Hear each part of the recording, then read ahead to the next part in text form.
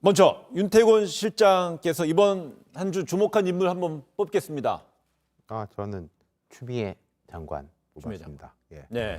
이 추미애 장관은 윤석열 총장하고 지금 이렇게 쌍으로 묶일 수밖에 없는 구조잖아요. 네.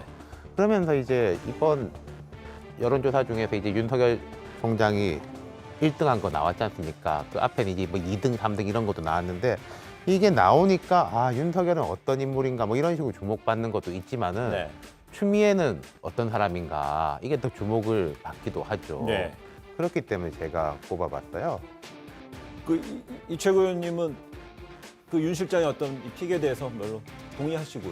뭐 최근에 뉴스 지분을 보면은 추미애 장관이 장난 아닙니다. 예. 제가 뭐 그냥 지하철 타고 가다가 인지 뉴스를 들어도 아침에 땡전 뉴스처럼 추미애로 시작합니다. 요즘 뉴스가. 예. 그런 걸 보면서 저는 사실 추미애 장관이 이제는 좀 현안돼 가지고 힘을 빼야 되는 상황이 아닌가. 왜냐하면 지금 장관 개각 시나리오가 지금 이제 가동되고 있는 것이거든요. 근데 개각이 지금 이제 연말 이전에 될 것이다라는 예측이 조금씩 나오고 있는데. 어제 정세균 총리는 뭐 그렇죠. 뭐 2단계로 할 수 있다. 2단계 두 번의 뭐 개각 이야기 했잖아요. 뭐 호사가들은 추미애 장관이 결국에는 공수처 출범까지 시키고 나오지 않겠느냐 이런 얘기를 했지만은 연말까지 과연 공수처 출범이 가능할까도 지금 의문이고 네. 그런 상황 속에서 추미애 장관이 검찰에 대해서 계속 통제권을 발휘하는 것이 아까 정치적인 면에서도 윤 실장 말씀하신 것처럼 너무 지금 파장이 큽니다 지금. 네. 예, 저는 그리고 지금 윤석열 총장이 정치를 하려 그런다라고 이제 여권 인사들이 지적하고 있는데.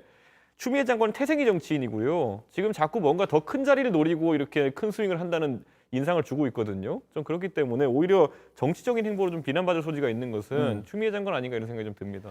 그러다 보니까 뭐 국민의힘 주호영 원내대표는 윤 총장을 추 장관이 계속 정치로 끌어내는 것 같다 이런 식으로 이제 의견을 내긴 했는데 그런데 어제 여론조사에서 1위로 윤 총장이 올라간 여론조사에서 보통 여론조사는 설문조사하게 되면 이 질문지를 설계한다 그러잖아요.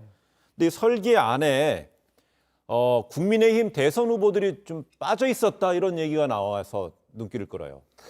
그러니까 뭐 그렇게 이야기하는 분들이 있더라고요. 네. 그게 뭐 제가 여기서 왜 그랬는지 모르겠지만은 보통 객관식으로 할 때는 다 하는 건 아니고 그쪽에 생각할 때 상위 몇 명 뭐 이런 식으로 하긴 하거든요. 네. 한 10여 명 정도 제시를 하고 갤럽 같은 경우에 그냥 아예 주관식입니다. 제시를 안 하고 그냥 떠오르는 사람을 쓰라고 하는데 네.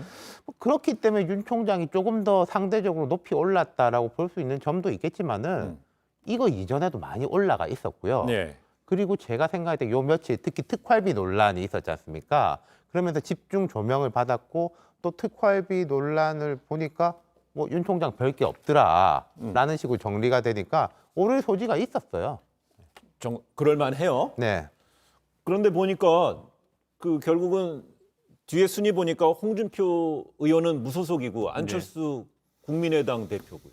결국은 뭐 원희룡, 유승민 이렇게 이제 그동안 거론되던 국민의힘 주자들이 다 빠졌기 때문에 네, 저는 이 한길 리서치라는 회사에서 예. 어떤 기준을 가지고 뭐 자체적인 기준이 있을 겁니다. 예. 그 안에 포함되는 후보군을 선정했는지 모르겠지만은 우리 당 후보군이 들어 있었다면 조금은 다른 결과가 나왔을 것이다. 좀 지지를 좀 나눠 갖는다. 그랬을 거라는 생각이 듭니다. 네. 그런데 이제 저는 여기서 그렇다 하더라도 아까 윤 실장 말씀하신 것처럼 이 안에 결국에는 야권 후보가 셋이 녹아 있거든요. 결국에는 윤석열 총장도 야권을 분리한다고 했을 때 안철수, 그다음에 홍준표 이 두 분 같은 경우에는 이미 대선에 출마한 경험이 있는 분들입니다. 네. 그리고 20%가 넘는 상당한 득표를 받았던 분들이고요. 근데 그분들에 비해 가지고 지금 4배, 5배 지지율을 가지고 있다. 이거는 단순히 이제 여권에서 평가절하는 것처럼 그렇게 이제 문항 설계만으로 이렇게 나온 결과는 아닐 것이다. 네. 왜냐하면 다른 조사에서도 15에서 20%대 조사들이 나오는 결과들이 있었거든요. 저는 근데 이 조사 결과를 놓고 상당히 놀랐던 건 뭐냐면요.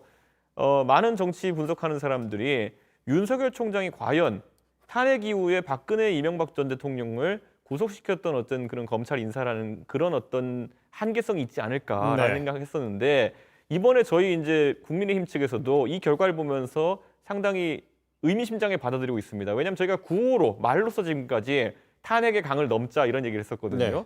근데 만약에 박근혜 대통령과 그다음에 이명박 대통령의 구속에 직접적으로 관여한 바 있는 윤석열 총장이 지금 24.7%라는 거는 결코 중도 보수만 모아서 나올 수 있는 네. 표가 아닙니다. 그 수치가 아니기 때문에 소위 태극기 부대라고 얘기할 수도 있는 어떤 탄핵 반대파들에게서까지 일정 정도의 지지율을 가져왔다라는 것이거든요.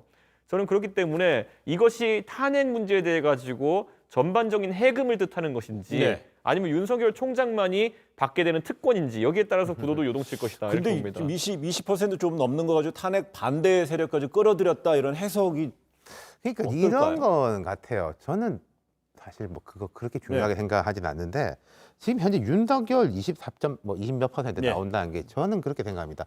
윤석열이 진짜 차기의 대통령이 됐으면 좋겠다. 이 사람이 국가 지도자로서 국가를 잘 운영할 수 있겠다라는 집단적 의지의 표출보다는 현 정부에 대한 반대의 네. 의지의 표출이라고 보이거든요.